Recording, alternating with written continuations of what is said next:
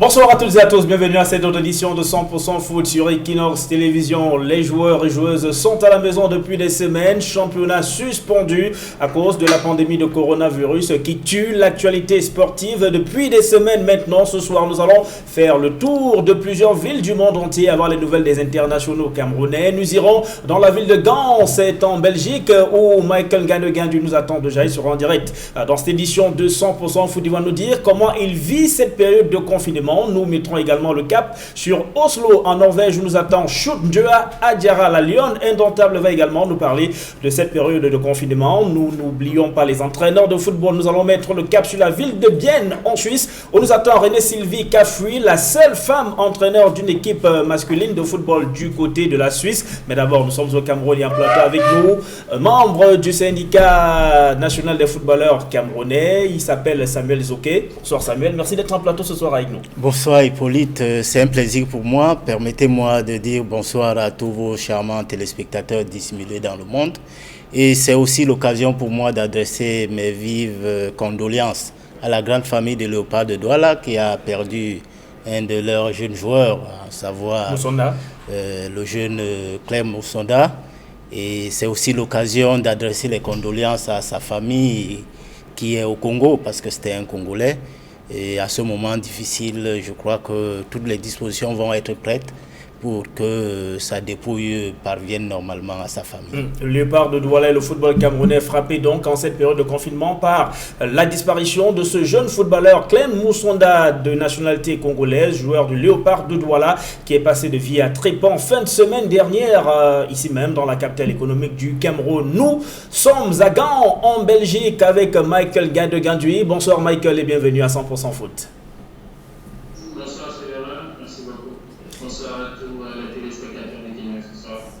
Alors ça va à Gand ce soir? Oui, ça va très bien, ça va. Malgré la situation qui se vit actuellement en Belgique, on essaie de tenir le coup. Alors justement, comme beaucoup de joueurs à travers le monde entier, vous n'avez pas été dans les stades le week-end dernier. Cela dure d'ailleurs depuis des semaines. Comment, Michael Gandegandu, vivez-vous cette période de confinement?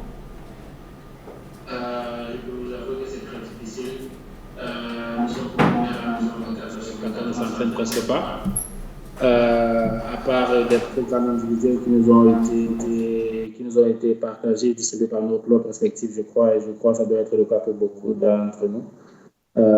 Voilà, nous sommes obligés de rester à la maison, sortir uniquement peut-être quand il faut, quand si nécessaire, pour des courses et peut-être voilà, pour effectuer son programme. Mais en ce qui me concerne, moi je sors, je vais courir, je vais faire du sport, je vais parfois au centre d'entraînement m'entraîner. Et une fois par semaine, nous avons des séances d'entraînement en petit groupe de 4 personnes. Donc c'est comme ça que je vis la situation depuis pratiquement 3 semaines déjà. L'entraîneur du club, avec les dirigeants, qu'est-ce qu'on vous dit? Ça se passe comment? Est-ce que vous avez des protocoles d'entraînement spécifiques? On l'imagine bien que oui. Pardon? Est-ce que vous êtes en contact régulièrement au quotidien avec l'entraîneur du club? Quel est le protocole d'entraînement auquel vous avez été soumis pour maintenir votre forme? Pas directement avec l'entraîneur. C'est vrai que nous communiquons à travers le team manager dans notre groupe WhatsApp, tout le monde. Nous avons des programmes, comme je disais, que nous devons effectuer quotidiennement. Mais une fois par semaine, nous nous retrouvons avec les encadreurs, bien entendu. Un petit groupe de 4 joueurs, nous essayons de faire des petites séances d'entraînement, mais sans toutefois être en contact l'un de l'autre. Voilà, merci Michael. Vous restez avec nous. Nous allons vous retrouver dans quelques instants. Le temps d'aller à Oslo où nous attend Sjodjøa Adjara. La Lionne indomptable est en Norvège ce soir. Elle aussi confinée comme beaucoup de ses coéquipières de Vålerenga. C'est son club en Norvège. Mais d'abord, revenons en plateau avec Samuel Zoké. Samuel, vous êtes du syndicat national de footballeurs camerounais. Que vous disent les joueurs, ceux qui sont vos syndiqués, ceux qui sont syndiqués du SINAFOC? Est-ce que les clubs ont pris les mesures d'accompagnement pour que cette période de confinement pour eux se passe sans incident? Bon, mais honnêtement, il faut dire qu'à l'heure actuelle, le confinement qui a été ordonné par le gouvernement camerounais peine à prendre la pleine mesure au sein des clubs. Parce que nous avions remarqué, surtout dans une capitale comme Douala, franchement, les joueurs ne sont pas confinés. ne sont pas confinés. Certains, on les retrouve même en train de jouer ce qu'on appelle généralement le 2-0, ce qui est vraiment très grave pour leur santé. Et c'est l'occasion pour moi ici de demander à tous les footballeurs, parce qu'aujourd'hui, c'est un problème de santé publique, mais c'est un problème individuel. Il faudrait que chacun prenne soin de sa santé. Quand on demande que les gens restent confinés, c'est parce qu'on voudrait leur éviter les contacts avec les potentiels porteurs du virus. Et c'est pour leur santé. Donc c'est pour ça que je saisis cette occasion que vous me donnez, Sylvestre, pour rappeler à nos membres de rester véritablement confinés chez eux. Mais ils vont vous dire qu'ils n'ont pas peut-être les mêmes moyens, ils ne sont pas dans les mêmes conditions que Michael Gandegandu et les autres. Hein. Je dis, une période de confinement nécessite un certain nombre d'accompagnements. Il faut avoir, par exemple, de quoi se nourrir durant cette période de confinement.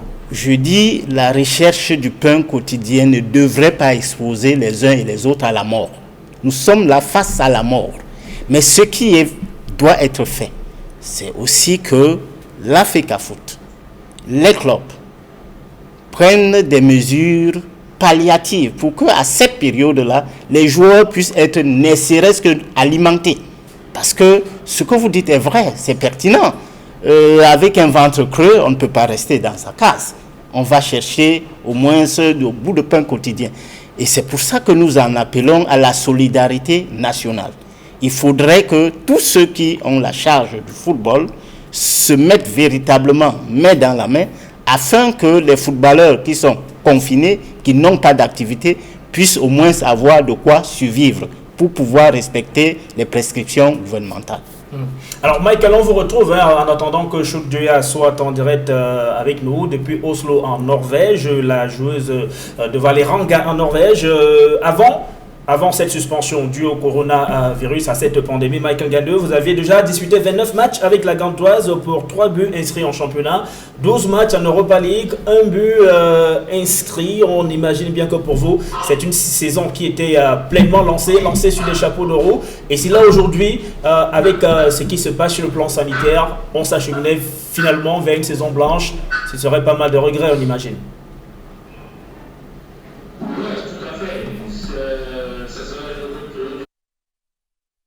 Pour la Gantoise et également pour beaucoup de clubs en Belgique, de terminer sur une saison blanche comme ça. Mais à l'impossible, nous l'a tenu. Ce ne serait pas de notre faute, ce serait de la faute à personne. C'est la nature qui nous l'a imposé. Donc on va l'accepter comme ça et repartir sur une nouvelle saison, espérant qu'elle sera tout aussi florissante que celle qui s'achèvera malheureusement telle qu'on le connaît. Et au-delà de votre club, vous aurez dû retrouver vos coéquipiers dans la tanière de l'Indomptable le 26 mars dernier. Malheureusement, la Confédération africaine de football a décidé de reporter la 3e et 4e journée des éliminatoires de la CAN qui se disputera chez nous, ici au Cameroun.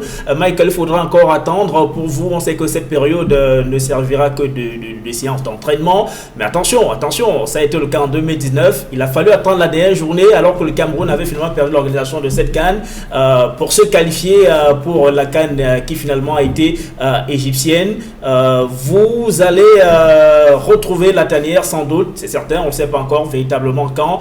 Mais pour vous, ces éliminatoires, c'est clair que vous les jouez à fond. Hein, c'est pas avec le même regard qu'en 2019, on l'imagine. Ouais, je peux vous assurer que c'est ce qui est beaucoup plus regrettable parce que nous étions déjà fiers de savoir qu'on allait se retrouver tous là au Cameroun et de surcroît à Douala.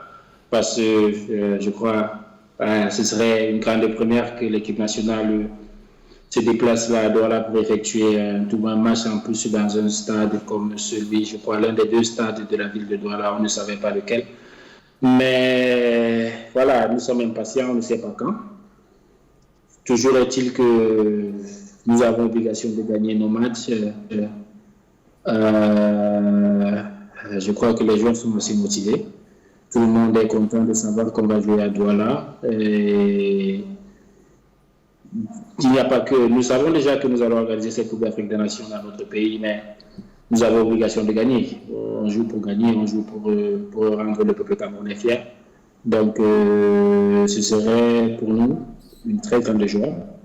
Un honneur, je dirais, de venir là, sur ce nouveau stade-là, et baptiser cela par une victoire.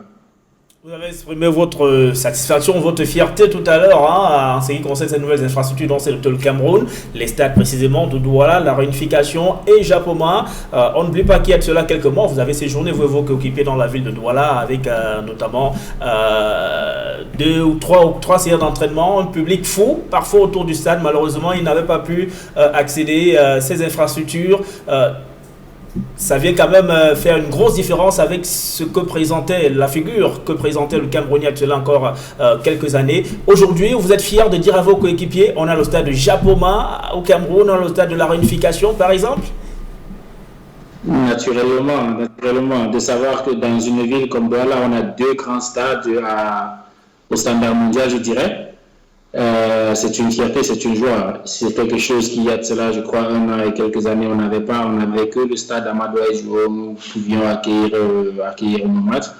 Donc aujourd'hui, vous savez, c'est aussi bien de faire le tour du Cameroun et d'aller un peu partout, jouer nos matchs, savoir que voilà, on peut aller jouer à Garoua où la population de Garoua verra l'équipe nationale arriver, on peut aller jouer à Bafoussam, on peut aller jouer à Douala. C'est quelque chose de bien, pas seulement pour nous, mais également pour le peuple camerounais et pour les fans des Lions Indomptables. Michael, on sait qu'au Cameroun, on a un amour fou pour le football et ceux qui sont les acteurs de cette activité qui produisent cet amour au Camerounais. Vous vous souvenez du 5 février 2017, nous sommes à Libreville au Gabon. Vous ne l'imaginez pas vous-même, mais le capitaine Benjamin Moukandjo et vos coéquipiers vont remporter la Coupe d'Afrique des Nations. 3 ans après, vous avez envie, on l'imagine, d'offrir à nouveau cela au peuple camerounais. Pardon? 3 ans après, la CAN remportée en 2017, ça c'était bien loin de chez vous. Le Cameroun va abriter la prochaine CAN. Vous avez envie d'offrir ce trophée au peuple camerounais? Ouais, ça c'est quelque chose déjà auquel on s'attendait à 2019, mais malheureusement ça n'a pas été fait. Voilà, en 2021, avec la certitude que cela va s'organiser au Cameroun, nous avons obligation de conserver ce titre-là à domicile et de voir cette joie-là quand nous sommes rentrés au Cameroun en 2017 avec ce trophée. C'était indescriptible ce que le peuple camerounais a vécu, ce que nous avions nous vécu, et nous devons se refaire cela en 2021 parce qu'on joue à domicile et le trophée doit rester au Cameroun. Le monde est désormais en mode de sensibilisation et les figures que vous représentez, les acteurs de football, ont un message qui est souvent très bien accueilli aux téléspectateurs qui vous regardent aujourd'hui, pas seulement au Cameroun, mais à travers le monde entier. Est-ce que vous pouvez leur rappeler ces mesures barrières? Aux nombreux téléspectateurs qui nous regardent aujourd'hui à travers le monde entier, vous qui êtes de fait, en tant qu'une star du football, un ambassadeur de la sensibilisation contre le coronavirus, est-ce que vous pouvez rappeler à nos téléspectateurs ce soir quelles sont les règles d'hygiène qu'ils doivent observer pour se préserver du coronavirus? Alors à tous les téléspectateurs d'Equinox et au peuple camerounais, je dirais, il est important que nous observions les règles qui ont été fixées par le gouvernement. Ces règles qui sont déjà salutaires et encourageantes. Se laver les mains, rester confiné, respecter la distanciation entre les personnes, éviter de sortir au maximum, éviter de sortir si ce n'est vraiment nécessaire ou important, parce que le virus a une vitesse de propagation vraiment trop élevée. Nous observons cela, la menace elle est réelle, la menace elle est là. Il ne faut pas qu'on prenne cela à la légère. Il est important que nous observions ces règles-là afin de pouvoir éradiquer cela dans notre pays et dans le monde en général, pourquoi pas. Voilà, nous allons revenir tout à l'heure à Gand. Vous retrouvez en Belgique. Nous parlerons de votre première saison à la Gantoise. Comment ça se passe de ce côté? Est-ce que vous vous épanouissez? Vous restez avec nos Michael Gandegandu. On retrouve Samuel Zoké. Tout en attendant un repérage Choudjoa Adjara qui sera en direct de la ville de Oslo. C'est en Norvège. Nous aurons également à Bienne en Suisse retrouver René Sylvie Cafui. Samuel Zoké. Terrible, un virus, dit-on petit, mais qui est venu tout bouleverser. Nous parlons de sport ce soir, de football précisément. Tout est arrêté. Oui, en principe, c'est des choses qui arrivent. C'est ça la nature. Pour ceux qui ont fait l'histoire du monde, il y a ces cycles. il y avait eu la peste, il y a eu d'autres virus. Il faut s'attendre à ça. Mais je ne cesserai de dire, aujourd'hui, il faut prendre ce problème au sérieux. Il y a beaucoup de personnes qui sont en train de mourir et on a l'impression au Cameroun que les prescriptions gouvernementales peinent à être appliquées. Or, je crois que notre gouvernement a pris la pleine mesure du danger que courent les Camerounais et on a pris toutes les dispositions pour que, pour l'instant, si les Camerounais respectaient les prescriptions qui ont été éditées par le gouvernement, je crois qu'on aurait limité davantage la propagation de ce virus. Mais il faut déjà remercier que beaucoup d'efforts sont faits aujourd'hui. D'abord, à travers le pétillant ministre de la Santé publique, en plus, à travers le personnel de santé, parce qu'ils sont véritablement dévoués. Au même titre que nos soldats se sont mobilisés lorsque nous avions été attaqués par Boko Haram, nous voyons aujourd'hui des soldats de la santé. C'est leur vie qu'ils ont mis en danger pour pouvoir sauver des milliers de Camerounais. Et c'est l'occasion pour moi ici de dire merci au corps médical qui, au risque et à leur péril, font tout pour sauver les Camerounais. Et que cet effort continue, mais que les Camerounais eux-mêmes, de manière individuelle, respectent scrupuleusement les 13 mesures que le gouvernement a mis sur pied pour ne serait-ce que contenir la propagation de l'épidémie du coronavirus. Et nous sommes à Oslo, en direct avec Shout Diarra, c'est en Norvège. Bonsoir Shout et bienvenue à 100% Foot. Merci, bonsoir à vous. C'est avec beaucoup de plaisir que nous avons ce soir. À quoi ressemble Oslo ce lundi soir?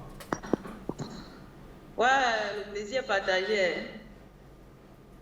Alors, à quoi ressemble Oslo ce lundi soir? Pardon, parle un peu plus fort s'il te plaît. À quoi ressemble la ville de Oslo ce lundi soir? On sait que le monde est en mode confinement en ce moment. Ben écoute, tout le monde est à la maison et on ne permet pas aux gens de sortir. Vous sortez uniquement lorsque c'est nécessaire et avant de sortir, on demande la permission. Vous, particulièrement, comment vivez-vous cette période de confinement? On sait qu'après le match des éliminatoires pour les Jeux Olympiques, quand vous avez quitté la tanière des Lions, vous êtes arrivé à Oslo, le club vous a immédiatement mis en quarantaine. Depuis, vous en êtes sorti. Dieu merci, vous étiez testé négatif, donc vous vous portez plutôt bien, mais vous êtes en confinement comme la plupart des habitants en Norvège. Comment vivez cette période de confinement, Shout Diarra?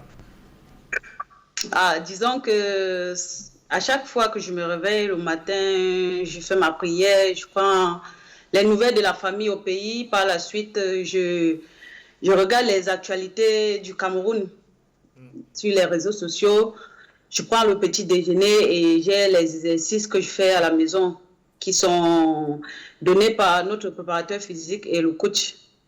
Mais une lionne indomptable comme vous, qui a soif des victoires, on imagine que ça vous manque, les stades de football depuis des semaines.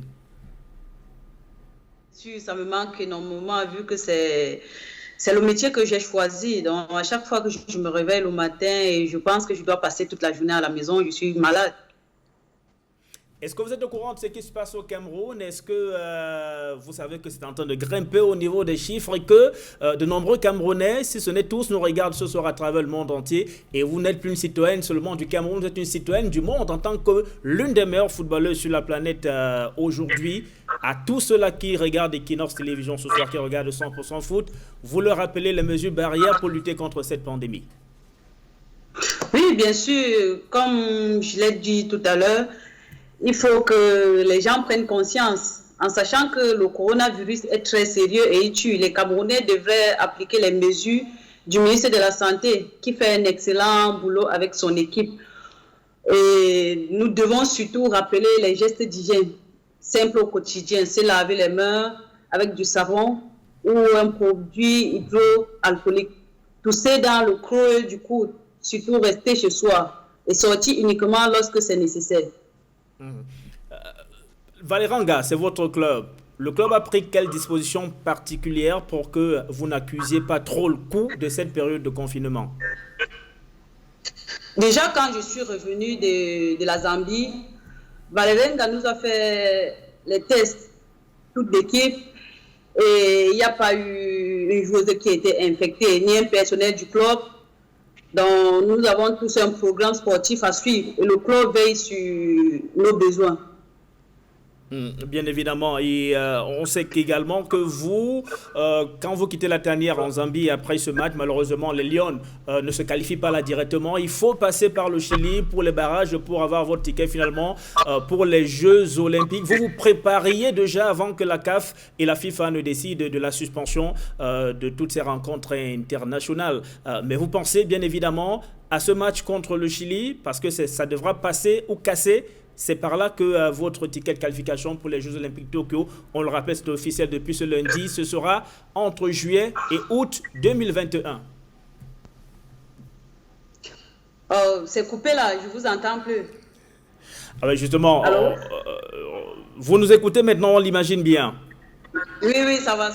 Voilà, on parlait de ces éliminatoires des Jeux Olympiques pour le tournoi de football féminin. Les Camerounaises qui ont fait un bon parcours, malheureusement, vous êtes obligés, puisque la Zambie vous a battu, vous êtes obligés de passer par les barrages et jouer le Chili. Vous vous prépariez déjà avec les Lions, ne serait-ce qu'en esprit à affronter ces Chiliennes avant la suspension de ces différentes rencontres internationales. Mais dans votre petit coin, vous vous dites quoi? C'est possible? Ça va passer contre le Chili? Bien sûr, vous savez, tout est possible dans le football. Et je pense que mes coéquipiers sont conscientes actuellement que le seul passage, c'est de se qualifier contre le Chili. On aurait aimé obtenir la qualification contre la Zambie. Avec le plus important qui a été fait à Yaoundé, nous ferons tout pour se qualifier contre le Chili, en sachant qu'il n'y a que ça à faire. Mais justement, qu'est-ce qui s'est passé chez Dieu Diarra? On voyait pourtant ces Zambiennes à votre portée. C'est vrai que le coach pense qu'il y a des joueuses qui n'ont pas leur place dans le football féminin parce que selon lui, ils auraient des caractères physiologiques qui seraient plutôt masculins. Mais ça reste que sur le terrain, c'est la Zambie qui s'est qualifiée.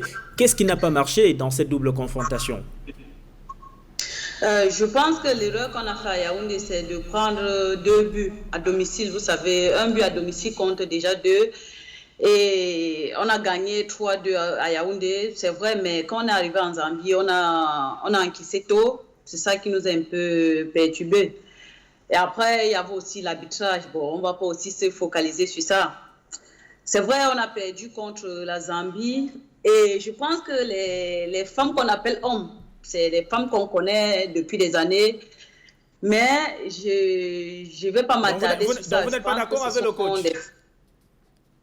Pardon? Donc vous n'êtes pas d'accord avec le coach quand il dit que ce sont des hommes et non des femmes?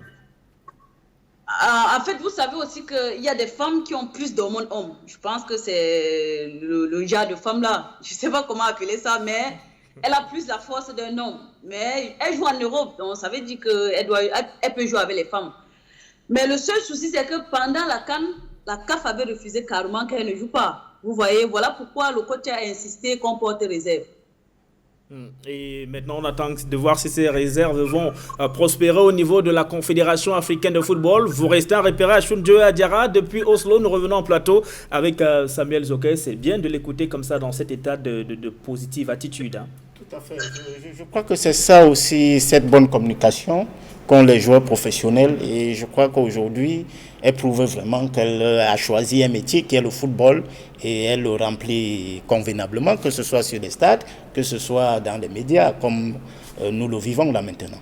Et elle a parlé notamment de cette aventure dans les éliminatoires pour les Jeux Olympiques avec les Lions. Heureusement, elles ne sont pas éliminées, mais elles doivent jouer leur dernier va-tout. Leur va-tout, ce sera contre le Chili, une double confrontation dans ces barrages-là. Oui, je crois que pour nous qui aimons le football et qui aimons nos équipes nationales, ça a été quand même une grosse frustration. Et surtout que c'est une année où cette équipe est consacrée meilleure équipe africaine. Et on aurait pensé que ça allait passer. Bon, mais c'est le sport. Hein. Il faut savoir vivre les scores au jour le jour. Bon, pour l'instant, nous n'avions qu'à mettre tous les bâtons. Enfin, je ne dirais pas tous les bâtons, toutes les chances de notre côté afin que le Chili, vraiment, qui est aussi une grande nation de football, qu'on puisse passer. Mais c'est difficile, mais c'est jouable. Et ici, aujourd'hui, l'équipe nationale, les Lions indomptables sont la vitrine du football féminin. C'est parce que sur le plan local, eh bien, c'est un championnat, quand il n'est pas quasi inexistant, il a de sérieux problèmes au niveau de son organisation. Vous savez, il y a certains sujets que je n'aime pas aborder, mais la réalité est que le Cameroun gagnerait à mieux structurer son football. Parce que depuis de longues années, on le dit, le football camerounais, c'est vrai, il y a une volonté qui est manifestée à partir de l'époque de M. Tombi Aroko, aujourd'hui M. Seydou Mboumboudia. Il y a la volonté. Mais il y a beaucoup de travail qui doit être fait, beaucoup d'efforts doivent être faits afin que le football camerounais puisse refléter ces sélections nationales. Parce que nous avions des bonnes sélections nationales, mais nous n'avions pas encore ce qu'on appelle le support qui puisse impulser ces équipes-là. Vous voyez, les entraîneurs, lorsqu'ils arrivent, d'abord, on se tourne vers les entraîneurs expatriés, peut-être parce qu'on ne fait pas encore confiance aux nôtres. Et en plus, les joueurs qui sont dans ces équipes, c'est des joueurs qui sont formés ailleurs, donc qui ont une autre discipline ailleurs. Nous, ici au Cameroun, on peine encore à atteindre ces niveaux. Et si on veut avoir un championnat professionnel, il faut que ceux qui ont la charge de football travaillent à fond pour que nous puissions atteindre les standards internationaux, que ce soit dans l'organisation, que ce soit dans la structuration, que ce soit sur la batterie des tests qui doivent encadrer cette activité. Parce que je vous le dis toujours, quand vous voyez le Cameroun, il n'y a qu'une seule loi qui régule l'ensemble des activités sportives. Or, pour une activité qui devient déjà presque un moteur de l'économie, il va falloir quand même réguler, réglementer sérieusement, se mettre au niveau. Et nous allons mettre le cap sur la ville de Bienne, c'est en Suisse. Nous allons retrouver la seule femme qui entraîne une équipe masculine en Suisse. C'est une Camerounaise. Renée Sylvie Cafu, bonsoir et bienvenue à 100% Foot sur Equinox Télévision.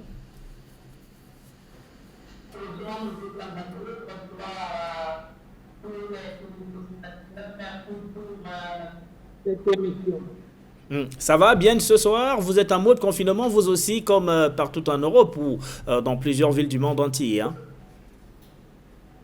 Oui, ça va, on fait avec. On n'a pas trop de choix. Si on veut rester en vie, il va vraiment continuer.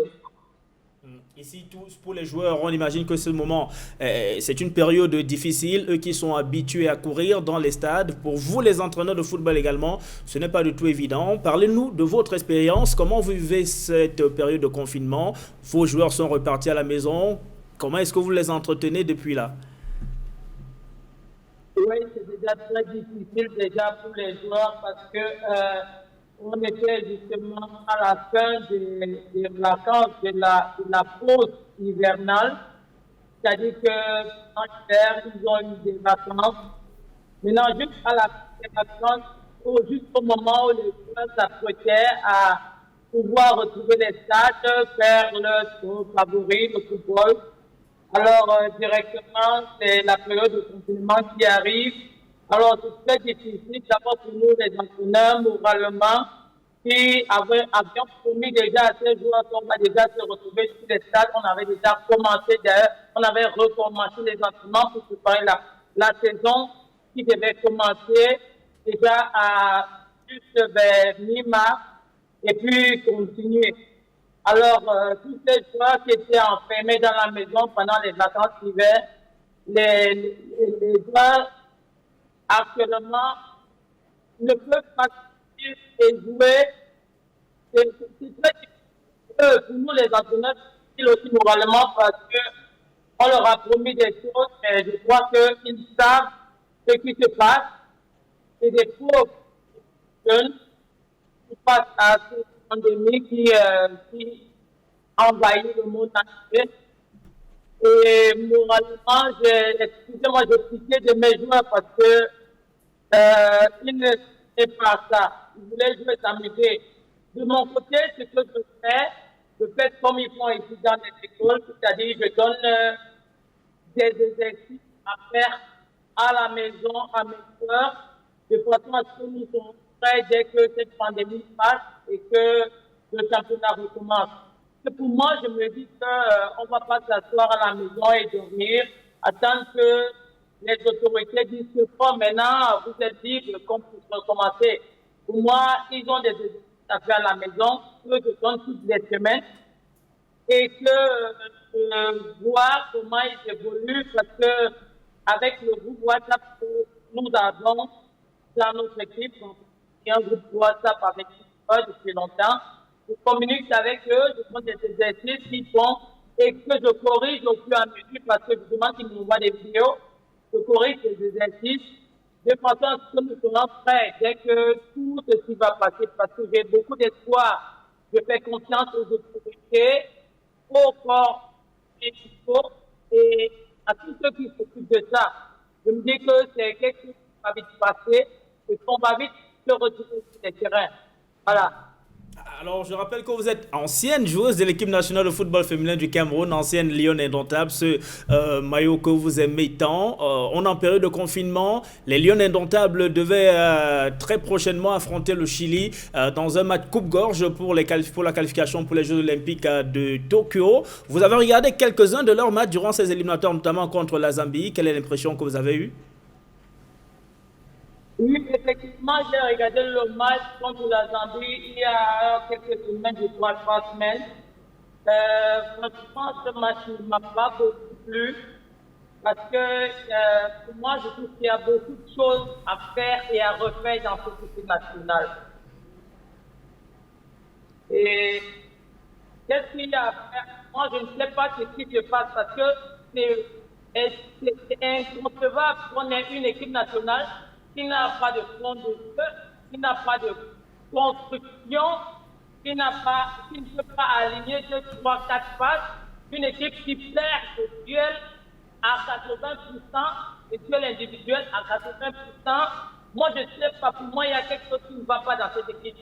Parce que le dernier match que j'ai vu dans cette équipe qui ne m'a plu, c'était le match contre la France, match amical.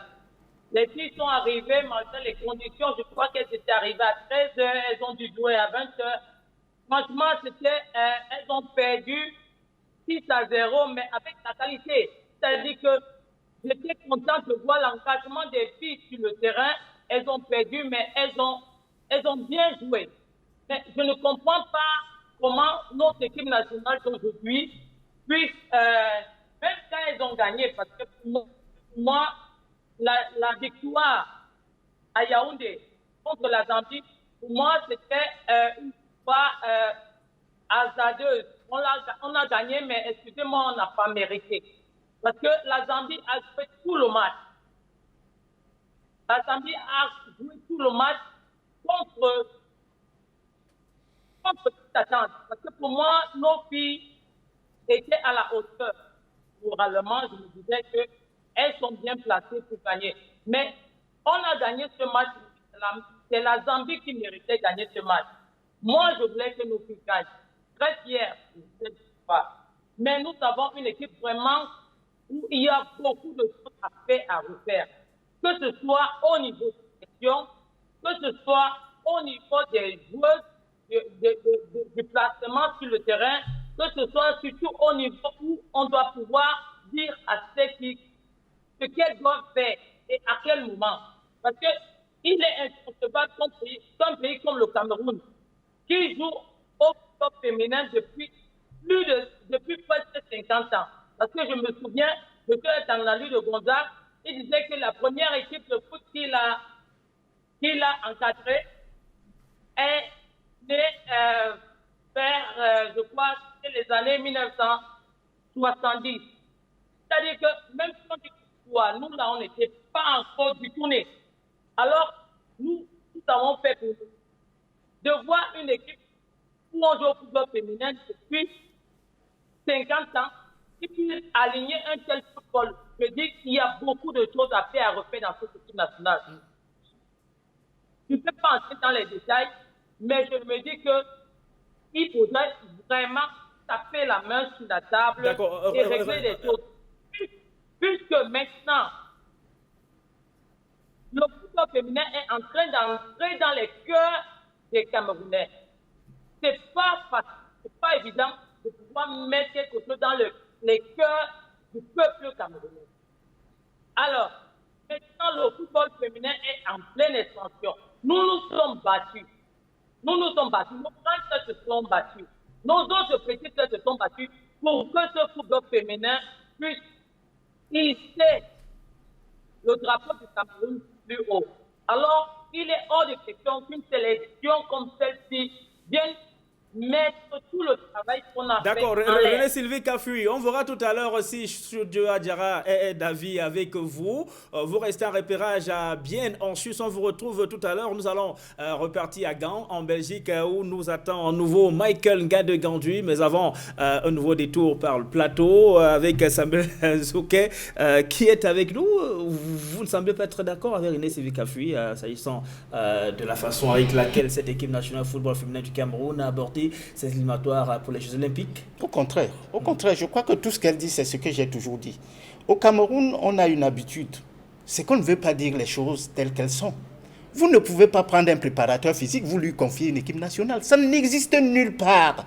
Ce monsieur a sa place dans cette équipe, mais en tant que préparateur physique, pas en tant qu'entraîneur titulaire. Mais il a quand même fait de cette équipe la meilleure équipe du continent. Non. N'oubliez pas que cette Monsieur équipe Zangaou, a été décernée meilleure équipe du continent africain en 2019. Monsieur Zangaou, cette équipe a des joueurs de qualité. Et c'est les joueurs qui font la différence. Elle vous l'a si bien dit. Quand vous voyez cette équipe jouer, il n'y a pas de fond. Ils ne peuvent pas aligner 3-4 passes. Ils ne peuvent pas faire une bonne réception. Ils ne peuvent pas faire une bonne relance. C'est autant de choses. Moi, je ne vais pas rentrer dans les détails sur des sujets dont je n'ai pas la pleine maîtrise. Mais il y a quand même des individualités dans cette équipe qui essaient de se fondre dans le collectif. Il y a Studio Adjara qui nous écoute depuis Oslo et elle donnera d'ailleurs son avis tout à l'heure. Nous voyons que c'est des individuels. Ça veut dire que c'est les qualités individuelles des joueurs qui arrivent toujours à faire la différence chaque fois que le Cameroun joue. Moi, je ne vais pas rentrer dans ce... Parce que je ne suis pas technicien, je ne maîtrise pas. Mais la réalité est que je suis quand même manager. S'il m'était donné de choisir les hommes pour... conduire nos équipes nationales, il faut quand même choisir les hommes qui ont non seulement la compétence, l'expertise et le background nécessaire. Un préparateur physique ne peut pas être un bon entraîneur. Ça, je crois que tout le monde le sait. C'est basique. Et quand c'est dit, ceux qui veulent faire comme ils ont l'habitude de faire, qui continuent, on aura tous les résultats. Et après, que nous s'il avons. fait des résultats, cette équipe n'est pas aussi médiocre que... L'équipe n'est pas médiocre. Et je vous donne les raisons pour lesquelles l'équipe n'est pas médiocre. Parce que cette équipe regorge des talents individuels. C'est la même chose avec presque les sélections camerounaises. Nous avions des très très grands joueurs mis ensemble. Ils font la différence. Mais... Et ça, la direction technique nationale devrait travailler là-dessus. Il faut qu'il y ait un fond de jeu camerounais. Quand les Allemands jouent, vous savez qu'il y a un fond de jeu allemand. Quand les Brésiliens jouent, vous savez qu'il y a un fond de jeu brésilien. Le Cameroun, qui est une grande nation de football, devrait aussi se démarquer par un fond de jeu camerounais, typique. Si on dit qu'on doit avoir ce jeu rustique, qu'on le mette en place. Si on dit qu'on doit avoir ce jeu confiné de longues balles et tout le reste, on doit le faire. Je crois qu'il y a eu des entraîneurs slovaques ou alors yougoslaves qui sont venus ici, qui se sont appropriés notre système de jeu et qui ont bâti des véritables sélections nationales. Et aujourd'hui, ce travail doit être refait à la base parce qu'il faudrait que les gens travaillent, M. Zangaou. Parce que la réalité, on veut faire semblant. Si on a donné la responsabilité aux gens de conduire le football dans ce pays, il faut qu'ils se mettent au travail. D'abord, qu'ils essaient de voir qu'est-ce qui est fait dans le monde entier, quelles sont les règles, quels sont les standards, et essayer de tout faire pour s'arrimer. Et nous sommes de retour à Gand avec Michael Ngade-Gandui. Michael, nous allons maintenant parler de votre arrivée au sein de la Gantoise. Vous avez rejoint le club après la CAN égyptienne. Vous vous épanouissez au sein de la Gantoise, ce club-là, qui est le vôtre désormais?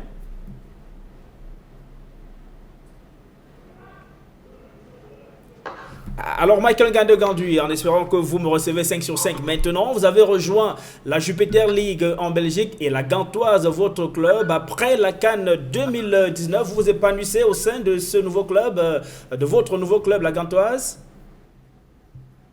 Ouais, bien entendu. Vu le classement qu'on occupe et vu le football qu'on produit, on ne peut que s'épanouir ici. Je suis content d'être là, donc tout se passe à merveille depuis mon arrivée. Les dirigeants, ils comptent sur moi. Les entraîneurs, ils me font totalement confiance. Donc, j'ai tout pour me plaire. Et la Jupiter League, comment vous la trouvez? Est-ce que ça joue dur, ça joue plutôt classique, plutôt technique? La Jupiter League, comment vous l'évaluez depuis que vous êtes là? Ça fait 29 matchs de championnat que vous avez à disputer. J'avoue que c'est un championnat européen un peu trop sous-coté. De loin, on ne verrait pas ça comme ça. Avant que je n'arrive ici, je ne voyais pas ça comme ça également. Mais c'est un championnat déjà très technique. C'est un championnat dur et physique. Et quand vous voyez beaucoup de joueurs sont sortis de la Jupiler League pour aller en Angleterre en première ligue. Donc ça dit tout sur la qualité des footballeurs qui sont formés ici et la qualité des joueurs, la qualité du championnat également. Et qui sait, c'est peut-être votre trajectoire. La Première Ligue, ça vous tente? Vous y pensez? Pardon? Et qui sait, c'est peut-être votre trajectoire. Vous aussi, parti de la Jupiter League pour la Première Ligue. Vous y pensez? Ça vous tente?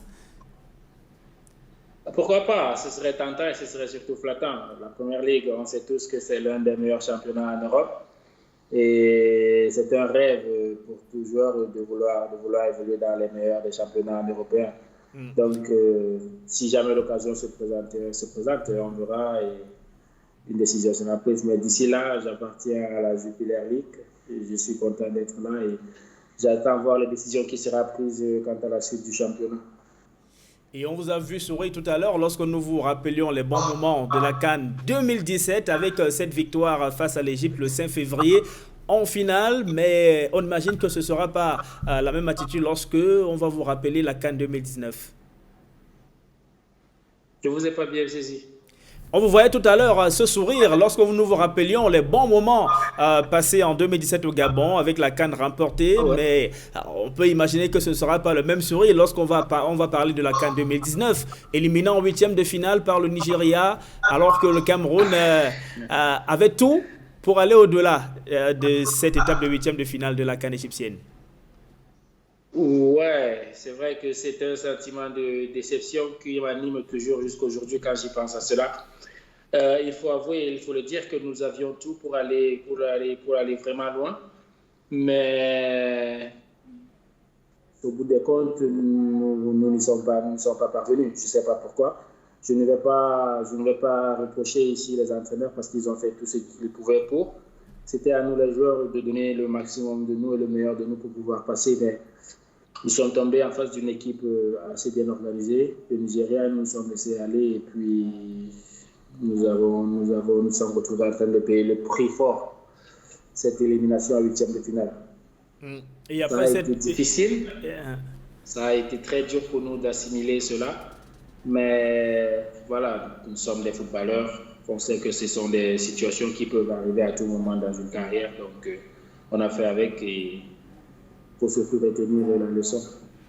Et après cette CAN manquée, votre entraîneur d'alors, Clarence Seedorf, s'en est allé. Aujourd'hui, c'est Antonio Conceição qui a pris les commandes. Ça se passe comment, la vie dans le groupe avec l'entraîneur portugais depuis qu'il est arrivé? Je crois, si je ne me trompe pas, on a eu qu'à faire un seul match avec lui, si je ne me trompe pas, contre la Tunisie. Oui. Et ouais, contre la Zambie aussi, je crois. Contre la Zambie, vous avez joué très exactement deux matchs avec Conceição. Le Rwanda et le Cap-Vert, je crois, ouais, il était là. Non, tout se passe super bien. Je crois que c'est un entraîneur, il a beaucoup de choses, il a beaucoup à apporter. Il est fier d'être là et nous sommes également fiers de l'avoir comme entraîneur, nous les joueurs, parce que voilà, il est du genre, il nous fait beaucoup confiance, il fait confiance à notre maturité surtout, à notre sens de responsabilité. C'est ce que le joueur il demande. Donc nous sommes fiers de l'avoir et le groupe, je crois, les joueurs également l'ont manifesté. Bon, là actuellement, tout ce que je pourrais dire et tout ce que je pourrais souhaiter, c'est qu'on lui laisse le temps de mettre en place une équipe forte, une équipe solide, une équipe compétitive surtout. Et voilà, qu'on n'essaye pas de lui mettre des bâtons dans les mains. Et on sait qu'à ses côtés, comme adjoint, il y a ceux qui vous ont précédé dans la tanière. Je voudrais parler ici de Jacques Songo, de François Omambié, qui est l'entraîneur adjoint. Avec eux, ça se passe comment? Vous avez de l'admiration pour eux, eux qui ont écrit les plus belles pages de l'histoire du football camerounais, et vous, aujourd'hui, qui poursuivez l'aventure. Oui, tout comme Tony Conceição, nous avons également beaucoup de respect. Et c'est une joie immense pour nous de les avoir en tant qu'entraîneurs, en tant qu'encadreurs. Nous connaissons bien ce qu'ils ont fait pour la nation camerounaise. Ce sont des légendes au Cameroun. Ils ont écrit les plus belles pages, comme vous l'avez dit. Et voilà, ils sont ceux-là qui nous conseillent beaucoup, ils nous parlent beaucoup. individuellement, tout comme collectivement. Et de ces deux grandes figures du football camerounais, nous apprenons beaucoup. Ils sont toujours là. Jacques Songo, je dirais, lui, il apporte beaucoup au gardien parce que, vu son vécu footballistique, il le transmet, il essaye de causer avec les gardiens. François Omambi fait autant qu'il peut également pour que nous nous sentions à l'aise, pour que nous nous sentions respectés, pour que nous nous sentions aimés par eux. Et il essaie de nous véhiculer tout ce qu'il peut et tout ce qu'il a eu à vivre de ses expériences également. Et Michael, avant la CAN qui vous attend, il y a le CHAN qui lui sera disputé par d'autres footballeurs camerounais qui évoluent sur le plan local. Vous aussi, vous êtes passé par le championnat camerounais, même si l'aventure n'a pas été longue, hein, vous êtes rapidement parti. Cette équipe-là, vous suivez Equinox Télévision et donc vous suivez l'actualité et même sportive. Vous avez suivi la préparation du groupe de Yves Clément Aroga Atento. Cette équipe A-prime de football du Cameroun, vous croyez en elle? Vous la croyez capable de remporter le CHAN qui sera organisé, qui va se jouer à la maison, hein? Je vous pose la question parce que vous êtes sans ignorer les réalités dans lesquelles ils évoluent dans ce championnat et à quoi ressemble le championnat de football du Cameroun, dit professionnel. Honnêtement, bon, je vais être sincère avec vous. Je n'ai pas trop suivi la préparation de cette équipe-là pour la préparation du CHAN. J'ai juste vu, je crois, j'ai vu 1 ou 2 matchs qu'ils ont eu à faire. Moi, je vois des jeunes qui ont de l'envie, je vois des compatriotes qui veulent vraiment montrer quelque chose, qui veulent faire quelque chose, qui veulent donner le meilleur d'eux. Bon, à cela, ils ont besoin de l'accompagnement, pas seulement de les encadreurs, mais également de l'administration. Ils doivent être mis sur des bonnes conditions. Ils doivent bénéficier des meilleures infrastructures, une meilleure prise en charge, je dirais, parce qu'on connaît tous, au Cameroun, je suis désolé, ma foi, les sélections inférieures ne sont pas trop, comment dire, je ne vais pas dire respectées, elles sont respectées, mais les prises en charge sont par les mêmes. Étant donné que cette compétition va se jouer au Cameroun, ils ont obligation de faire très bonne figure. Ils ont obligation de garder ce trophée-là à la maison. Mais s'ils ont le nécessaire pour le faire, ils le feront parce qu'ils ont cette soif-là de jouer, ils ont cette soif-là de prouver qu'ils feront capable. Je connais un des joueurs qui joue là dans cette sélection-là. Le moment venu, je causerai avec lui. Samuel Lenne de l'Union de Douala, je le connais bien. On a eu à faire une des sélections ensemble. Bon, parlant du championnat camerounais, c'est difficile.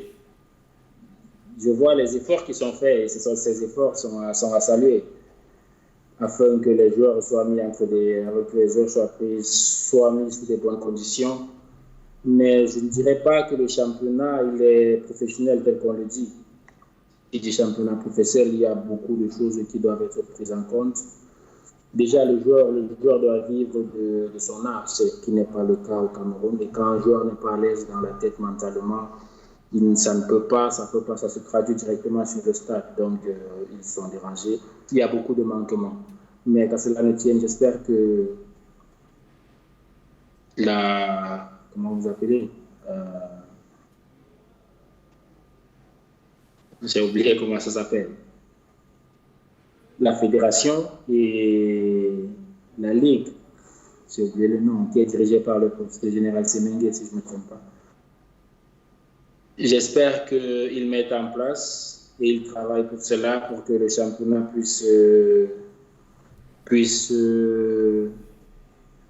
prendre beaucoup plus de valeur, pour que le championnat puisse être florissant, pour que le championnat puisse être attractif, c'est ce qu'on a besoin. Dernièrement, je crois que j'ai vu un match de première division qui s'est joué dans la nuit.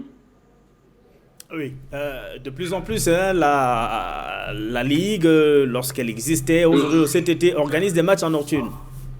Justement, des matchs comme ça doivent être organisés beaucoup plus parce qu'en nocturne, ça attire beaucoup plus des spectateurs au stade. Il y a beaucoup plus de l'ambiance et tout. En journée, il fait chaud et beaucoup de spectateurs sont au travail. Ils ne voient pas abandonner leur travail pour aller au stade. Donc, les stades sont vides et le championnat a l'air négligé, disons ça comme ça. Mais par contre, en nocturne, ça attire les spectateurs. Ça donne au moins ça pourrait faire sortir des gens. Les stades sont au moins remplis. L'ambiance, elle est bonne. Et nous également, nous ici, nous prenons plaisir à regarder les matchs en nocturne. Moi, je vous dis, je me suis assis, j'ai regardé un match qui passait. Et pourtant, j'avais le choix de regarder un match de Ligue 1 et tout. Mais moi, j'ai regardé le match du championnat camerounais parce que j'étais fier de voir cela passer en nocturne et l'ambiance qu'il y avait au stade. Mais la Ligue doit travailler sur l'attractivité du championnat et aussi la prise en charge des joueurs. Les clubs doivent prendre les joueurs en charge. Les clubs doivent respecter les joueurs surtout. Des joueurs qui n'ont pas de salaire, c'est inconcevable ça. C'est inconcevable qu'on dise championnat professionnel et puis un professionnel n'a pas de salaire. Il doit rentrer, il doit vivre, il doit prendre le taxi pour aller au travail, il doit décider de l'argent à sa femme pour ceux qui en ont, aux enfants pour ceux qui en ont. Alors, si je dois m'entraîner 2 fois par jour et puis je n'ai pas de revenus à la fin du mois, de quoi va vivre ma femme ou bien de quoi vont se nourrir mes enfants? Donc, vous voyez déjà que là, il y a nuance, on ne peut pas appeler sur le championnat professionnel. Le minimum doit être fait pour que les joueurs aient au moins un salaire décent. Voilà Michael, on va vous dire merci d'avoir accepté d'être en direct avec nous ce soir. On sait qu'il commence à se faire, pas qu'il commence, il se fait déjà tard. On n'est pas très loin de minuit de votre côté à Gand en ce moment, donc on ne va pas vous retenir longtemps. Vous êtes un sportif, vous ne devez pas rester très tard dehors, c'est aussi ça. Merci beaucoup à vous également et bonne soirée aux téléspectateurs. Merci Michael Ganduy, défenseur central de la Gantoise, c'est en Belgique, en Jupiter League, défenseur central des Lions, indomptable du Cameroun, avec qui il a remporté la CAN en 2017 au Gabon. Nous allons à nouveau aller à Oslo, retrouver Choup Njoya Adiara, mais avant, retour en plateau avec Samuel Zoken, attendant que Oslo soit en repérage. Samuel, Michael Ganduy a touché là où ça fait mal, et vous aussi Nafok, quand on rappelle cette affaire des joueurs qui n'ont pas de salaire, ça vous fait de plus en plus mal. Cette saison encore, on a pris les mêmes, on a recommencé, l'histoire se répète malgré les injonctions de la FIFA, de la FIFPro, du SINAFOC. Plusieurs joueurs n'ont toujours pas de salaire en championnat. Je vais être honnête envers vous, Sylvestre. Chaque fois qu'on parle de ce problème, je perds l'appétit. Parce que très sincèrement, le Cameroun est le seul pays où les gens ont perdu le sens de l'humanisme. Parce que si on peut nourrir son chat, on peut nourrir son chien, comment est-ce qu'on peut avoir affaire à des êtres humains et ne rien faire pour leur garantir le minimum vital? Quand vous voyez dans quelles conditions vivent les footballeurs camerounais, je vous dis, vous comprenez que vous ne servez même à rien. On a entendu dire qu'il y en a en ce moment où le championnat est suspendu à cause de la pandémie du coronavirus, qui vont faire des jobs au quartier pour pouvoir nourrir leur famille. Je vous dis, c'est très triste et c'est très misérable. Et c'est le moment pour moi, à titre personnel et individuel, je ne voudrais pas parler au nom du SINAFOC, mais à titre personnel et individuel, je voulais interpeller tous ceux qui ont la charge du football au Cameroun, pour qu'ils prennent vraiment à cœur le problème de ces enfants qu'on est en train de tuer. Parce que, très sincèrement, est-ce qu'on peut avoir une telle débauche d'énergie? Est-ce qu'on peut avoir un travail physique intense comme le font ces enfants? Et le Cameroun aujourd'hui est maintenu en tant que nation grâce aussi aux activités telles que le football, telles que le sport. Mais lorsqu'on voit, c'est vrai, il y a des efforts qui sont faits. Parce qu'on se grouille au Premier ministère, on se grouille au ministère des Sports, on se grouille même à l'Africa Foot. Il y a des efforts, mais il faut que l'essentiel soit fait.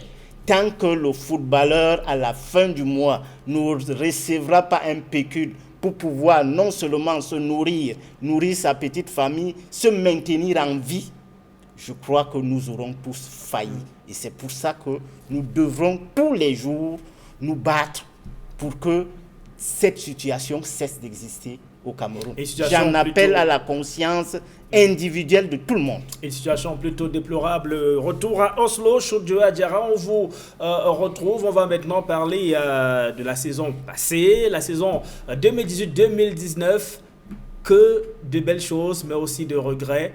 Notamment, ça s'achève par ce ballon d'or manqué. Vous avez tourné la page ou vous continuez à y penser? Sincèrement dit, le ballon d'or 2019 est derrière moi.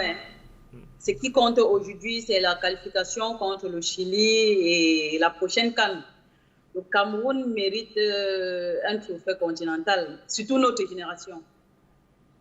C'est vrai quand même qu'il serait regrettable qu'une belle génération comme la vôtre, même si beaucoup de vos coéquipières qui étaient embarqués dans cette aventure ont quitté le navire aujourd'hui, la capitaine Christine Mani et bien d'autres, mais vous êtes là, vous tenez encore le flambeau avec la nouvelle capitaine Gabriela Boudi Ongene. Il y a la Coupe d'Afrique également qui arrive très bientôt là. Hein. Vous avez, après les Jeux Olympiques, il va falloir commencer à jouer les éliminatoires pour la prochaine Coupe d'Afrique des Nations. Mais on va d'abord rester sur cette année 2019, on va la reparcourir avec vous, Choudia Diarra. Il y a cette Coupe du Monde en France. Le Cameroun a une belle équipe. Malheureusement, c'est au forceps que vous passez au second tour et après le match contre l'Angleterre, où on vous voit en larmes, Choudia Diarra.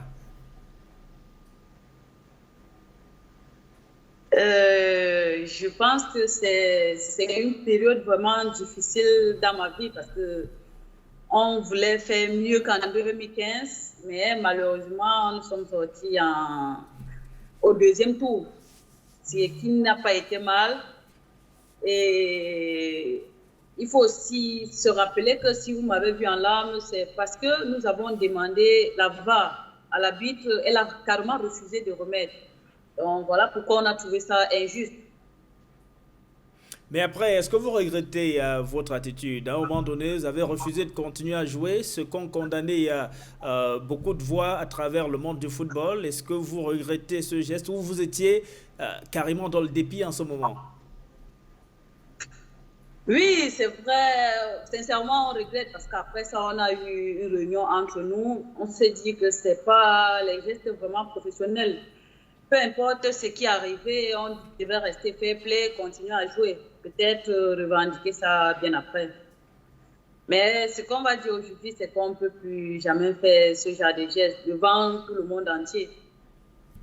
C'est un nouveau groupe aujourd'hui. Vous tenez le flambeau avec d'autres doyennes telles que la nouvelle capitaine. Mais il y a des jeunes joueuses qui ont rejoint le groupe. Ça se passe comment, leur intégration? Vous facilitez cette intégration de ces jeunes joueuses qui ont rejoint le groupe? Ouais, ça se passe bien. Il y a des nouvelles joueuses qui ont joué avec les moins de 17 ans, les moins de 20 ans. Et aujourd'hui, on essaye un peu de faire en sorte que les intégrations se passent très bien. Parce que si aujourd'hui je suis à l'équipe nationale, c'est grâce aux grandes sœurs que j'ai trouvées à l'équipe nationale qui m'ont bien accueilli. Et aujourd'hui, on essaye un peu de faciliter la chose. Même si parfois on perd les matchs, parce qu'on a certains petits détails. C'est-à-dire, parfois, on encaisse certains buts parce que la maturité manque à certaines personnes. Mais après, on essaie un peu de régler ça, à leur demander de faire autrement. Alors, on essaie de notre mieux. Il y a l'une de vos aînées qui a joué également dans cette équipe. Elle est entraîneur de football aujourd'hui à Bien en Suisse. Renée Sylvie Kafoui qui estime qu'il y a beaucoup de réglages encore à faire dans cette équipe. Elle estime notamment qu'il manque de cohésion dans votre façon de jouer, surtout sur son analyse de la double confrontation contre la Zambie. Vous êtes d'avis avec elle? Vous savez, quand on est en train de reconstruire une équipe, c'est pas du tout facile. Hein, et la preuve en est, chaque fois qu'il y a les matchs au Cameroun, les internationaux arrivent toujours en retard parce que la période FIFA ne permet pas aussi aux entraîneurs de nous donner le temps de se préparer ensemble. Donc, c'est normal qu'on trouve qu'il y a toujours les réglages à faire. Donc, le coach fait un peu avec le minimum de temps qu'on lui donne. Est-ce que vous, personnellement, vous considérez aujourd'hui comme un leader ou le leader de cette équipe nationale de football du Cameroun? On voit régulièrement que lorsque les Lions sont en difficulté, c'est Chout qui apporte le déclic. Je dirais qu'à chaque fois que je porte le maillot vert ou jaune, j'essaye de donner le meilleur de moi parce que depuis que je suis toute petite, mon rêve était de porter ce beau maillot. Donc j'essaye un peu de donner le meilleur de moi au stade. Je suis Adjara que tout le monde a connu, je n'ai pas changé. Et votre côté humain, régulièrement vous êtes dans des œuvres caritatives, on vous a vu apporter de soutien à telle couche sociale qui en avait besoin, on vous a vu vous lancer, alors même que vous n'y avez pas été interpellé, vous lancez dans la campagne de sensibilisation contre le coronavirus. Ce côté de qui le tenez-vous, comme on le dit, hein, c'est dans le sang ça, ce côté humain. Ben, je pense qu'aujourd'hui, si ma voix peut apporter grand chose à certaines personnes, je le fais avec plaisir. Parce que certaines personnes n'ont pas la possibilité de nous voir. Et à chaque fois que j'ai le temps au Cameroun, j'essaie un peu de m'approcher des personnes qui ont besoin de nous. Et si je peux lancer un cri pour qu'on essaie un peu d'aider les gens qui n'ont pas assez de moyens, pourquoi pas le faire? Le plus beau but, moi je suis de cet avis, hein, de la Coupe du Monde, c'est vous qui le marquez, vous d'ailleurs nomination au prix podcast, malheureusement c'est pas vous qui avez décerné le prix. Vous vous rappelez de cette action, vous savez que vous allez le faire comme ça, vous savez que vous allez mettre cette balle comme ça? Déjà, je vais vous dire une chose, parce que vous n'êtes pas avec nous aux entraînements, tous mes coéquipiers savent que mes qualités c'est le dribble. Et chaque fois aux entraînements, j'essaye un peu ce genre de dribble, je prends le ballon, un contre un, j'essaie toujours de dribbler. Parfois, le coach interdit qu'il ne veut plus que je dribble. Donc, quand j'ai reçu le ballon à la dernière minute, j'avais l'intention d'aller seule parce que je me suis dit qu'il manquait peut-être une minute. Et si on ratait l'occasion, on pouvait répéter pourquoi je n'ai pas essayé, pourquoi. Alors, je suis allée, j'ai pris l'opportunité d'aller seule. Vous avez vu, il y avait la possibilité de faire la passe, mais j'ai pris l'engagement d'aller seule, prendre ses responsabilités, peu importe, si j'ai raté, j'allais assumer. Donc voilà pourquoi j'ai pris le courage d'aller seule. Et la nouvelle capitaine, ça se passe comment avec elle dans ses fonctions? On sait parfois qu'au Cameroun, avec ce brassard de capitaine, ce n'est pas toujours de tout repos. Christine Mani, la doyenne, a été là pendant pas mal de temps et s'en est allée. Aujourd'hui, c'est Gabriel Abou-Diongene qui a succédé à Christine Mani à ce poste-là. Ça se passe comment avec la capitaine? Ouais, ça se passe bien. Hein. Je pense qu'elle fait bien son travail parce que moi, en tant qu'ancienne, je suis là avec elle depuis des années. Donc, je ne trouve pas qu'il y a un problème. Elle suit juste les traces de Mani Christine. Mani, mais Christine, on la savait, c'était la fougue, hein, c'était de Rigobert Sombahanako féminin. Bon, Gabi, c'est pas loin de là, mais à bien des exceptions près, c'est pas le même tempérament que Christine Mani qui vous criez dessus et tout le monde s'exécutait, mais elle criait sur le plan sportif, hein, parce qu'il fallait que les choses se remettent rapidement dans l'ordre.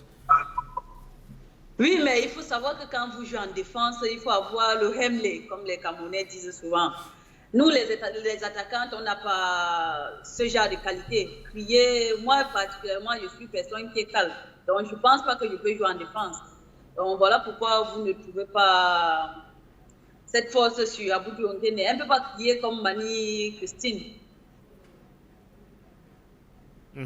Et revenons à Vålerenga. Vous êtes également aujourd'hui l'une des cadres de votre club. Vous, malheureusement, là, tout est suspendu et du coup, beaucoup de joueurs aujourd'hui ne savent pas si il faut continuer dans leur club, s'il faut partir. Vous, personnellement, vous comptez, vous êtes encore sous contrat de 2 ans, je crois, avec Vålerenga. Mais on sait que dans votre monde du foot, hein, ça peut rapidement évoluer. Demain matin, vous pouvez avoir l'envie de partir. Actuellement, je suis encore sous contrat avec Vålerenga. Mon contrat termine en décembre. Mais vous savez, comme vous avez dit tout à l'heure, le football, ça va vite. S'il y a les propositions mieux qu'ici, pourquoi pas réfléchir? Et il y en a? Je vais essayer de parler avec mon équipe s'il y a une proposition favorable. Et vous aimeriez prendre quelle destination? La France, l'Espagne, l'Angleterre? Aller où c'est beaucoup plus médiatisé, en Espagne, en France, en Angleterre, en Italie. Et si nous vous disions, personnellement ici en plateau, que vous pouvez jouer dans tous les grands championnats au monde, vous nous croirez? Ben, ça fait vraiment plaisir. Vous me voyez jouer. Moi, quand je joue, je ne me vois pas.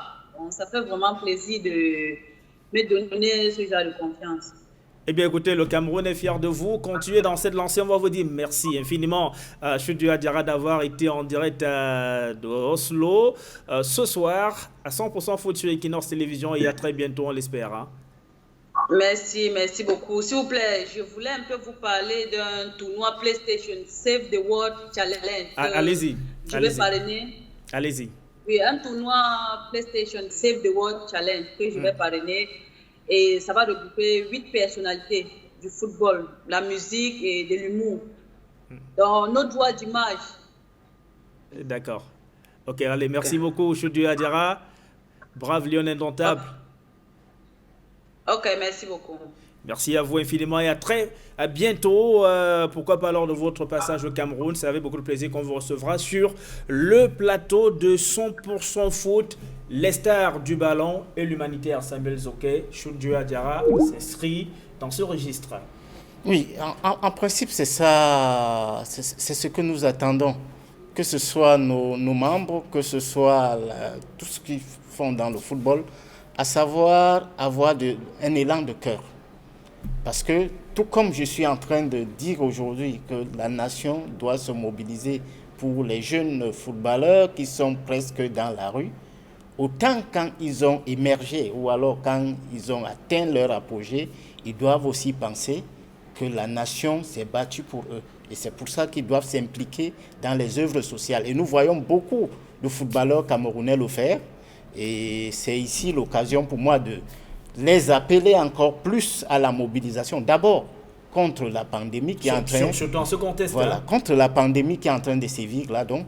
Tous les footballeurs camerounais... Ce sont des personnes qui sont aimées et donc écoutées par les masses. Donc, tous les Camerounais, aujourd'hui, footballeurs, doivent se mobiliser pour cette bataille. On ne devrait pas l'abandonner aux seuls médecins. D'abord, je crois qu'ils ont une voix qui porte. Ils doivent être capables aujourd'hui de parler au peuple camerounais pour qu'on respecte scrupuleusement les prescriptions gouvernementales et les directives de l'OMS. Parce que si aujourd'hui on prend la pleine mesure de respecter tout ce que l'OMS exige et tout ce que le gouvernement camerounais exige, je crois qu'on va réduire la propagation de cette pandémie-là. Et maintenant, pour ceux qui ont un peu plus d'argent dans les comptes, qu'ils puissent le mettre au service de la nation pour que la nation puisse sauver ses enfants. Et nous repartons à Bienne, en Suisse, avec René Sylvie Cafui, entraîneur de football, ancienne Lyon indomptable que nous retrouvons. René Sylvie Cafui, on ne sait véritablement pas quand sera vaincu ce virus mortel. Donc du coup, il est risqué de s'aventurer à dire que ça reprendra pour les championnats. Ça va reprendre demain matin, après-demain, le mois prochain. Il n'y a que le Comité international olympique pour l'instant qui a reprogrammé officiellement ces Jeux entre juillet et août 2021. Chez vous, en Suisse, en championnat, c'est suspendu en ce moment. Si jamais on finissait sur une saison déclarée définitivement blanche, en tant qu'entraîneur, comment est-ce qu'on se réorganise à ce moment-là? Il faut recruter, il y a des joueurs qui ont une saison finalement inachevée. Ce serait bien dommage quand même. Hein. Oui, je tenais quand même à revenir à la question que vous m'avez posée avant de oui. Sur les Lions. J'aimerais vraiment dire, oui, j'aimerais d'abord vraiment dire que c'est pas évident qu'on puisse compter sur 2 ou 3 individualités à l'équipe nationale du Cameroun parce que on joue à 11 sur le terrain. Il ne faudrait pas qu'on compte sur Adjara ou sur Aboudi pour faire la différence. Il faudrait que le talent que ces 2 ou 3 filles ont puisse être un atout en plus pour le Cameroun. Donc, chaque fille qui passe sur le terrain, qu'elle puisse donner le rendement d'elle-même, au lieu de se vanter sur le terrain. Voilà. Alors, vous disiez que par rapport au confinement, pour le retour, voilà. Nous, on ne sait pas quand est-ce qu'ils vont donner le feu vert pour recommencer le championnat et autres. On est triste parce que, comme je vous ai dit au départ, nos joueurs, ils savaient qu'après la trêve d'hiver, ils allaient recommencer. Maintenant, ils ne peuvent pas. Actuellement, le championnat devait se jouer. Ils ne peuvent plus jouer le championnat jusqu'à nouvel avion. On ne sait pas combien de mois, combien de semaines ça va faire. Pour nous, actuellement, nous sommes, on attend, comme tout le monde, on attend ce qui va se dire, ce qui va se faire, et on fera avec. Mais moi, je m'arrange à ce que mes joueurs soient prêts. C'est-à-dire que si on dit que demain le championnat recommence, que mes joueurs soient prêts. C'est pour ça que je leur donne des exercices à faire à la maison et que je contrôle toutes les semaines. C'est-à-dire qu'en vidéo, mes joueurs m'envoient ce qu'ils font, je corrige et puis je leur donne des exercices toutes les semaines. Voilà. Et René Sylvie Cafu, il a même soif et rage de vaincre, de conquérir de nouvelles victoires que vous aviez quand vous étiez joueuse, footballeuse vous-même. Cette rage, cette passion continue de vous habiter aujourd'hui que vous êtes entraîneur de football. Vous êtes régulièrement en train de passer de nouveaux diplômes. C'est naturel, vous savez, c'est quelque chose que j'ai dans le sang. C'est des choses que, étant jeune, vous avez une rage de vaincre, une rage de montrer ce que vous avez. Je l'ai déjà en moi. Et puis, je l'inculque dans la mesure du possible à mes joueurs. Et fait en sorte que les jeunes puissent être meilleurs et mieux que ce qu'on a. On parlait de ces diplômes que vous passez sans cesse. Hein. Vous êtes régulièrement rentré tout le temps à l'école des entraîneurs de football du côté de l'Europe. On s'est préparé, je crois bien, un diplôme d'entraîneur UEFA. C'est bien ça? Je suis toujours en train de passer mes diplômes. Parce que vous savez, les diplômes d'entraîneur, on n'arrive presque jamais à la fin. C'est-à-dire que c'est comme à l'école au Cameroun. Passer le CP, après BPC, après probatoire, après BAC, et ainsi de suite. Alors, je suis déjà à un très bon niveau, mais tant que je n'ai pas arrêté, je ne peux pas vous dire à quel niveau je suis. Parce qu'il y a 5 ans, il y a 2 ans, il y a 1 an, j'étais à un niveau. Maintenant, je fais tout ce que je peux arriver au sommet. Alors, je ne peux pas déjà vous dire quel diplôme j'ai maintenant. Ce que je peux vous dire est que je suis en nette progression et Dieu sera pour moi du reste. Parce que juste quand je vais complètement arrêter, je vous dirai ici à quel niveau je serai déjà. D'accord. Pour le moment, je suis encore en formation. J'acquiers des diplômes de plus en plus. Je montre ici en Europe, on a la chance qu'on peut continuer à étudier. Et en parallèle, j'ai des diplômes dans ma formation de soignante que je continue aussi. C'est la chance qu'on a d'aller à l'école, de se former, même si on a 99 ans, tant qu'on peut, on se forme. Alors, je suis encore en formation, mais j'ai déjà acquérir un très bon niveau qui me permet de parler de par mon expérience et les diplômes que j'ai. D'accord. Voilà. Avant de vous laisser partir, René Sylvie Cafu, cette dernière question. Vous êtes une femme qui entraîne les hommes. A priori, ce n'est pas du tout évident. Ça se passe comment?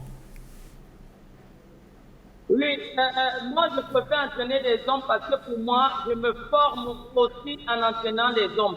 Parce que chez les hommes, ça va plus vite. Je suis beaucoup plus dans la formation des plus jeunes. Mes diplômes me permettent depuis plus de 10 ans d'entraîner des adultes. Mais je préfère parfois prendre des plus jeunes tout le temps ici parce que je suis encore en formation d'entraîneur et parce que les personnes, ils ont beaucoup de volonté. Tout ce qu'ils veulent, c'est de football, de s'amuser.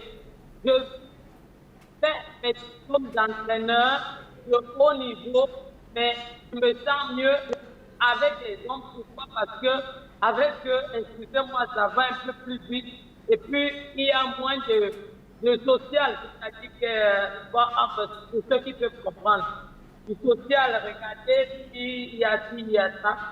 Bon, ben, moi, je préfère vraiment les équipes masculines. Parce que moi, j'ai la chance de pouvoir m'inspirer osé de pas d'abord ma voix, parce que quand j'écris, les gars prennent, j'arrive à m'imposer, même dans les milieux masculins, surtout que j'ai des assistants, des entraîneurs assistants qui sont des hommes, mais que les hommes, mes joueurs n'arrivent pas à écouter, mes joueurs plutôt écouter ce que je fais et ce que je dis.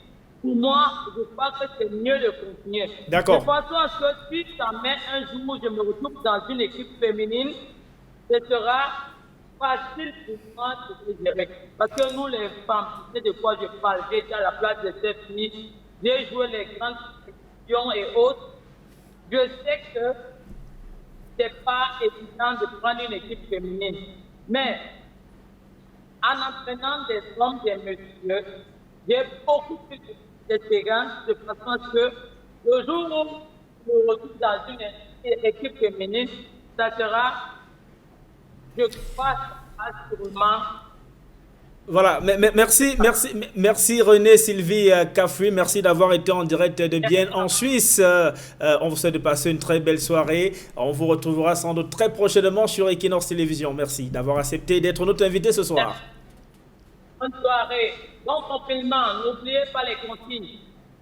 Merci à vous. Ces consignes, bien évidemment, sur Equinox Télévision. Nous en avons fait notre priorité. Samuel Zoké, on arrive au terme de cette émission. Vous souhaitiez ajouter quelque chose pour être dans un mot de sensibilisation, parce que, on le dira jamais assez, c'est la première arme pour lutter contre ce virus. Oui, je crois que, Hippolyte, ça, c'est quelque chose de très essentiel. Et je ne saurais partir de ce plateau sans revenir sur les prescriptions gouvernementales et sur les recommandations de l'OMS qui font en sorte qu'aujourd'hui, on est sûr qu'on va au moins se maîtriser la propagation de ce virus qui est en train de décimer le monde entier. Merci à vous, Samuel Zoké, d'avoir été notre invité au Cameroun en plateau ce lundi soir. Merci à René Sylvie Kafoué, entraîneur de football à Bienne en Suisse. Merci à Michael Gandegandui qui était en direct de la ville de Gand en Belgique. Il est défenseur central de la Gantoise et en Jupiter League. Et merci à Chudjua Adjara qui était en direct de Oslo, c'est en Norvège, mesdames, messieurs. Merci à Raphaël Dipanda, Marlis Mikomo, à Lenzigi. Merci à Emos Fongo, le réalisateur de cette émission, à Innocent Abegaouna, à Carlos Minoua, à toute cette équipe technique qui m'a aidé dans la production de cette émission. Merci à vous, mesdames et messieurs. Vous étiez à travers le monde entier très nombreux à regarder cette autre édition de 100% Foot, s'il plaît à Dieu. Nous vous donnons rendez-vous lundi prochain lorsqu'il sera 21h. Merci à là. Restez en compagnie de nos programmes qui se poursuivent. Au revoir.